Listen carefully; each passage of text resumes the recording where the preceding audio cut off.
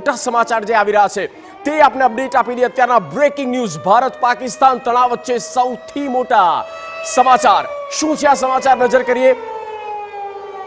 ભારત અને પાકિસ્તાનના યુદ્ધ વચ્ચે વાયુસેના હવે યુદ્ધાભ્યાસ કરશે। જુઓ, તમામ આ બ્રેકિંગ અપડેટ થઈ રહ્યા છે।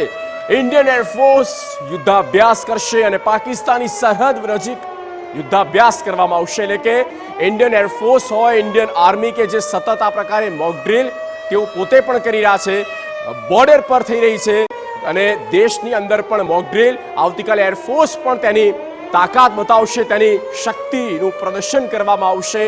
ભારત પાકિસ્તાન યુદ્ધ તણાવપૂર્ણ જે યુદ્ધગ્રસ્ત માહોલ છે અને સેનાની ત્રણેય પાંખ તૈયાર છે કે હા, અમે તૈયાર છીએ। જ્યારે દેશની સરકારે એ ખુલ્લો દોર આપી દીધો છે, છૂટો દોર આપી દીધો છે, ત્યારે પાકિસ્તાન હવે એક ઇસ્લામિક દેશ તો છે પણ એના કરતાંય વધુ તે આતંકને પંપાડતો, આતંકીઓને પનાહ આપતો દેશ બની ગયો છે।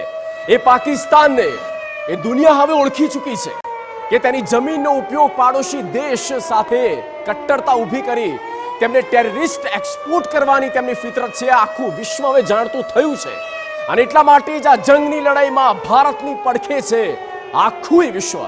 તેમાં પછી યુનાઇટેડ સ્ટેટ્સ ઓફ અમેરિકા હોય, યુરોપિયન કન્ટ્રીઝ હોય કે પછી ઇસ્લામિક દેશ કેમ ના હોય, અને ઇસ્લામિક કન્ટ્રીઝ કે જે ભારત અને પ્રધાનમંત્રી નરેન્દ્ર મોદીની એ સકારાત્મક કૂટનીતિને યોગ્ય માની રહ્યા છે અને એટલા માટે જ પાકિસ્તાન થઈ ચૂક્યું છે કિનારે।